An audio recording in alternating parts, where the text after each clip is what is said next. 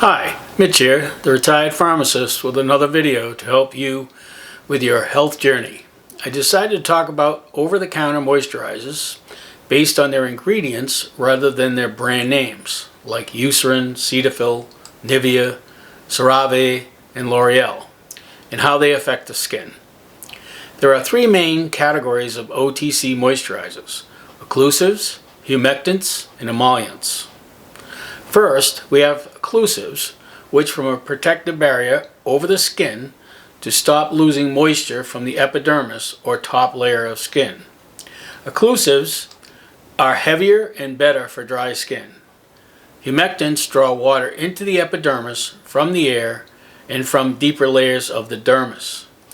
Emollients fill in cracks in the epidermis and seal in moisture. Emollients work best for those with oily skin. A list of common occlusive agents are as follows: petrolatum, which is Vaseline, cetyl alcohol, lanolin alcohol, sericin, mineral oil, paraffin, which is wax, beeswax, and stearic acid. A list of common humectants are as follows: glycerin, hyaluronic acid, propylene glycol, butylene glycol, allantoin, and sorbitol. A list of common emollients are as follows: shea butter, cocoa butter, octyldodecanol. Many times moisturizers will contain different ingredients from all three categories in order to get all three benefits. Sometimes two ingredients from one category and one from another. I now want to talk about my favorite moisturizer, which is petrolatum or Vaseline. This product has been around since 1870. The product is greasy, but is an excellent occlusive agent that works by creating a protective coating over the skin to prevent water from evaporating. Because Vaseline is so heavy or greasy, it is an excellent choice for really dry skin. The negative aspect of petrolatum or Vaseline is clogging pores, a reason to leave it out for a moisturizer for acne. Next, we need to talk about my favorite humectant, glycerin. Glycerin is highly effective in drawing water from the air to the epidermis, which is the top layer of skin, and drawing water up from the second layer of the dermis layer. This process increases moisturizer in the stratum corneum, which is the layer of dead cells in the outermost layer of the skin.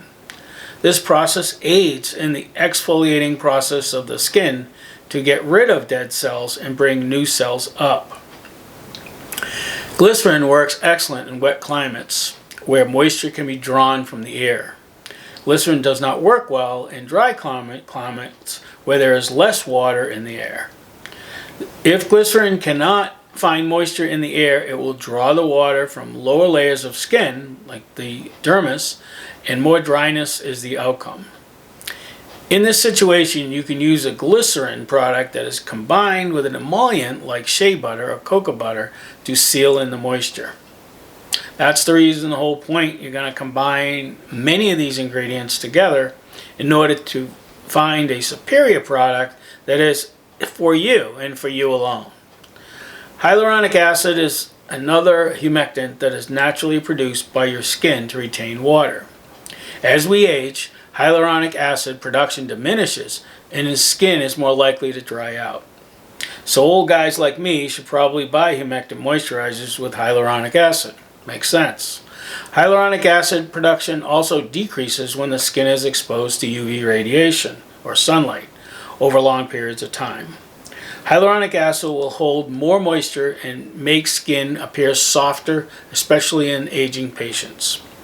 Another subcategory of humectants with exfoliating activity are what they call AHAs, or alpha hydroxy acids.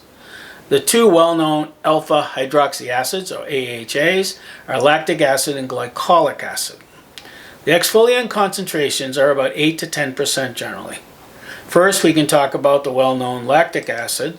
Found in pharmacies. Generally, you'll find it out in the front at 5% or even behind the counter at 12%. These products increase cell turnover and eliminate dead skin cells on the top layer of skin, called exfoliating activity. This product gives you a brighter complexion as well as smoother, softer skin.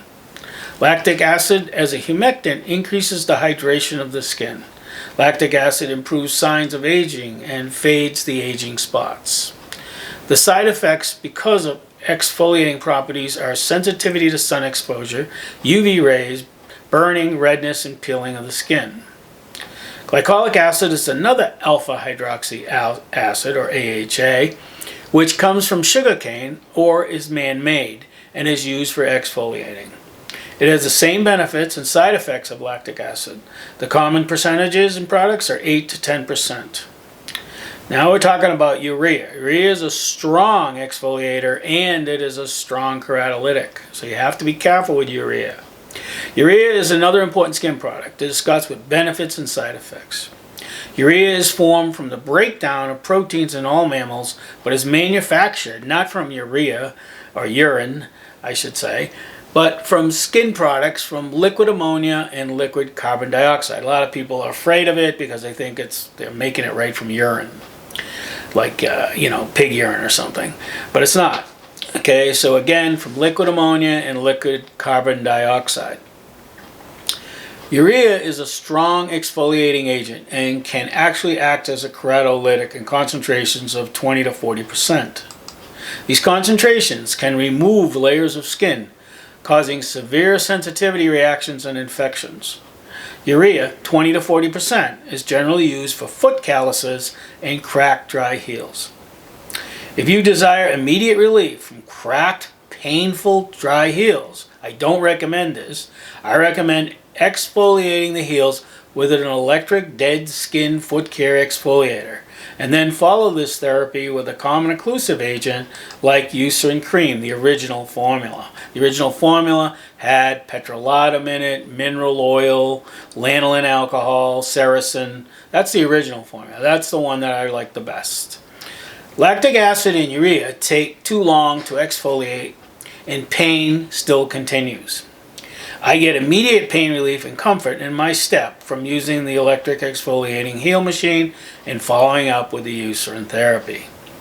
The last subject I wanted to talk about was shea butter, butter that comes from the seeds of shea trees. It is an emollient that works by filling in the cracks of the epidermis and sealing in moisture. Also, shea butter slows down the inflammatory cell production so skin looks less red and swollen. Avoid shea butter if you have acne. Again, we don't want to clog the pores. By the way, an excellent product for acne is hypochlorous acid, 0.02%, which I mentioned in my last video. You usually use it once or twice daily. This works excellent for many reasons of antibacterial origin, and acne is obviously one of those. If you're still listening, thanks for watching my video. If you enjoyed the content, please subscribe to my channel and give me a thumbs up. Mitch, the retired pharmacist, signing out.